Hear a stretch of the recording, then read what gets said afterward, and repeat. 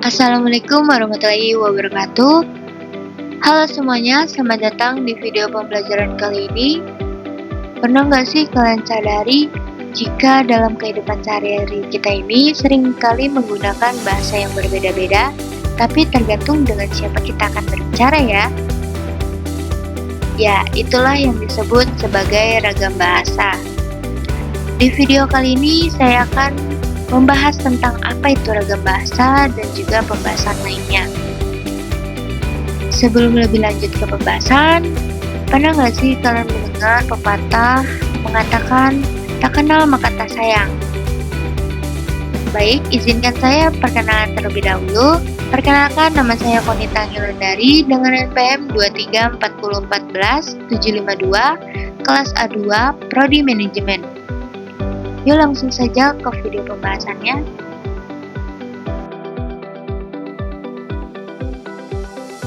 Apa itu ragam bahasa? Ragam bahasa ialah variasi penggunaan bahasa yang dipengaruhi oleh berbagai faktor, contohnya seperti situasi komunikasi, tujuan percakapan, latar belakang sosial penutur, maupun media penyampaiannya. Selain itu, ragam bahasa juga mencerminkan keberagaman bagaimana cara manusia berkomunikasi dalam kehidupan sehari-hari. Biasanya, ragam bahasa ini seringkali dibahas dalam konteks situasi formal maupun informal, variasi dialek, maupun variasi yang berhubungan dengan kelompok sosial tertentu, atau biasanya kita sebut sebagai alat komunikasi yang dinamis. Adapun variasi ragam bahasa yakni terbagi menjadi dua.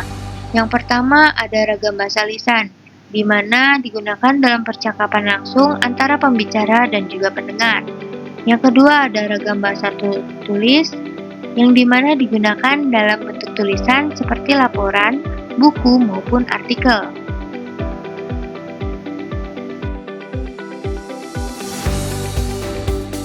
Lanjut, di sini saya akan menjelaskan perbedaan antara bahasa baku dan tidak baku.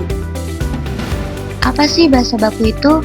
Bahasa baku ini ialah bahasa yang resmi mengikuti aturan tata bahasa dan biasanya juga dipakai dalam situasi formal, yakni seperti di sekolah, di kantor, maupun pada saat menulis laporan. Sedangkan bahasa tidak baku ini ialah bahasa yang seringkali dipakai atau digunakan dalam percakapan sehari-hari maupun lebih santai dan tidak terikat pada aturan bahasa yang ada.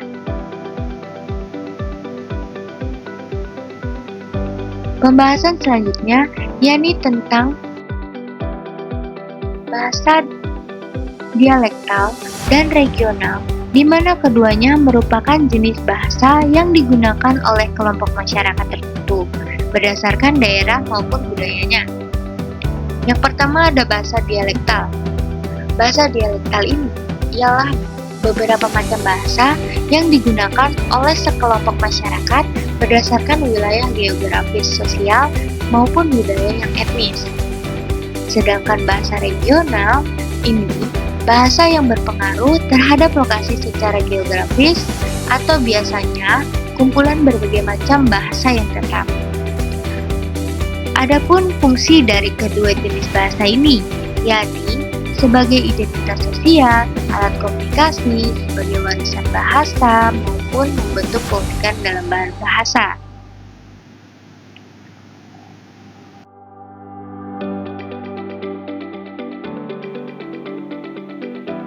Pembahasan yang terakhir yang saya akan jelaskan yakni tentang pengaruh ragam bahasa di era digital.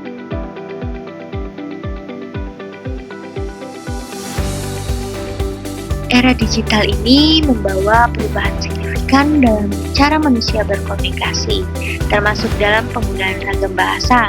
Selain itu, adapun pengaruh ragam bahasa dalam era digital, yakni yang pertama, kemunculan ragam bahasa digital.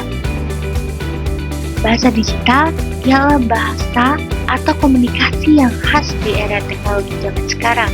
Contohnya, bisa ditandai dengan simbol, meme, emoticon, maupun secara singkat atau bahasa gaul. Yang kedua ada perubahan dalam struktur dan kosakata. Di dalam beragam bahasa era digital, lebih fleksibel dan tidak baku di mana pengguna seringkali mengabaikan tata bahasa maupun ejaan dan efisiensi dan juga kecepatan. Contohnya seperti, aku nggak bisa datang hari ini dibandingkan dengan tidak dapat datang hari ini. Pengaruh selanjutnya yang ketiga ada penyebaran bahasa gaul dan slang. Dapat kita temui bahasa gaul dan slang yang dimana mengalami popularitas lebih besar di era digital. Gimana penggunanya, yakni generasi muda atau biasa kita sebut sebagai Gen Z, dengan menggunakan bahasa untuk mengekspresikan identitas mereka di platform digital. Contohnya seperti bucin atau budak cinta, HTS, hubungan tanpa status, gabut atau tidak ada pekerjaan, dan yang terakhir ada santuy atau sedang santai. Pengaruh selanjutnya yakni yang keempat, globalisasi bahasa. Pada era digital juga mempercepat globalisasi bahasa di mana kita tidak menggunakan bahasa Indonesia, tetapi bahasa Inggris juga sebagai bahasa yang dominan dalam teknologi komunikasi internasional yang seringkali bercampur dengan bahasa lokal. Contohnya seperti, gue lagi meeting nih sama klien. Pengaruh selanjutnya yang kelima, pengaruh pada penulisan dan komunikasi formal. Dalam bahasa digital membawa kebiasaan yang dimana menggunakan singkatan gaya santai dan juga struktur bahasa yang tidak baku saat berkomunikasi di era digital dalam penulisan formal seperti esai maupun dokumen resmi. Selanjutnya, meningkatkan kreativitas dalam berbahasa. Selain itu, ada digital juga membuka ruang bagi kreativitas bahasa, di mana pengguna menciptakan frasa maupun kata-kata baru yang menyampaikan humor, kritik sosial, maupun ide secara inovatif. Contohnya seperti ciamu, panjat sosial, kece banget. Kemudian yang selanjutnya,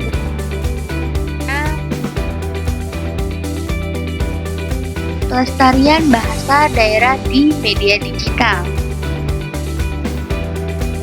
Platform digital juga memberikan peluang untuk melestarikan bahasa daerah. Dapat kita lihat banyaknya konten-konten seperti video, musik, maupun tulisan menggunakan bahasa daerah yang dapat diakses oleh khalayak luas, membantu meningkatkan kesadaran akan kekayaan linguistik Indonesia. Contohnya seperti lagu-lagu daerah yang sempat viral di TikTok maupun YouTube, dan juga ada postingan media sosial yang menggunakan berbagai bahasa, yakni seperti Jawa, Sunda, maupun Minang. Yang kedelapan, tantangan dalam era digital. Mungkin di dalam era digital ini membawa banyak manfaat, tetapi ragam bahasa dalam era digital juga menimbulkan tantangan, yakni seperti kehilangan kekuatan bahasa baku, yang dimana keterbiasaan ini menggunakan bahasa digital yang santai dan mengurangi kemampuan masyarakat, terutama pada generasi muda atau biasanya kita sebut sebagai Gen Z, dalam menggunakan bahasa baku. Kemudian ada resiko kesalahpahaman, di mana daerah digital yang tidak terstandar dapat menyebabkan ambiguitas atau salah interpretasi.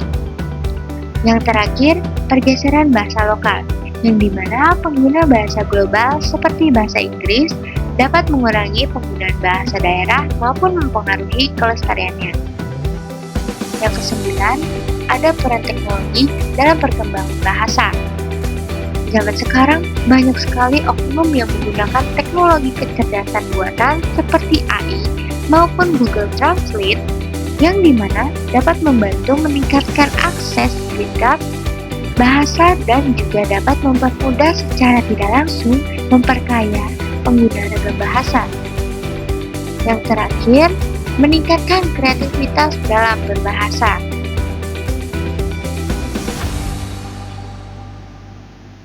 era digital mendorong dunia pendidikan untuk beradaptasi dengan penggunaan ragam berbahasa, di mana para guru dan juga pendidik mengajarkan keterampilan literasi digital kepada siswanya, seperti memahami kapan dan di mana ragam bahasa digital dapat digunakan dengan tepat, serta bagaimana mempertahankan kemampuan berbahasa baku. Mungkin itu saja materi yang saya sampaikan. Dapat kita simpulkan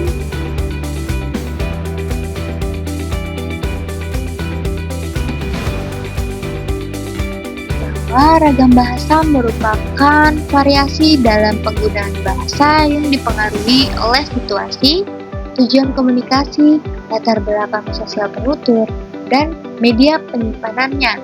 Ragam ini juga terbagi menjadi dua bentuk utama, yaitu ragam bahasa lisan dan juga ragam bahasa tertulis, yang dimana masing-masing ini memiliki fungsi dan ciri khasnya tersendiri. Selain itu, perbedaan antara bahasa baku dan tidak baku juga penting untuk dipahami. Mengapa?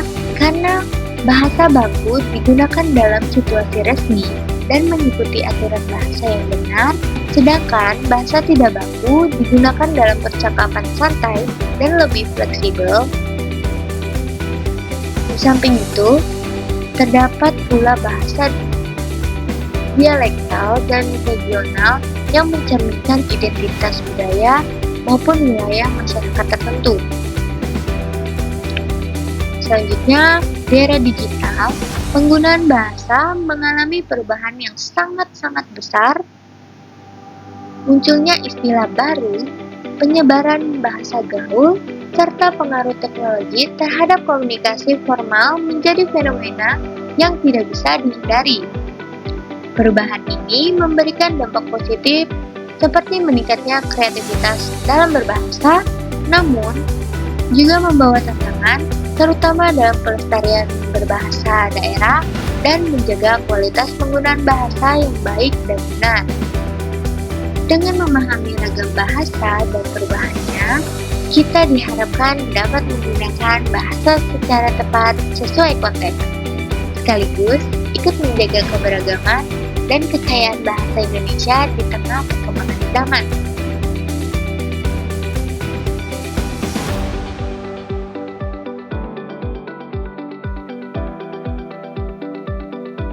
Sekian pembahasan dari saya, kurang lebihnya mohon maaf.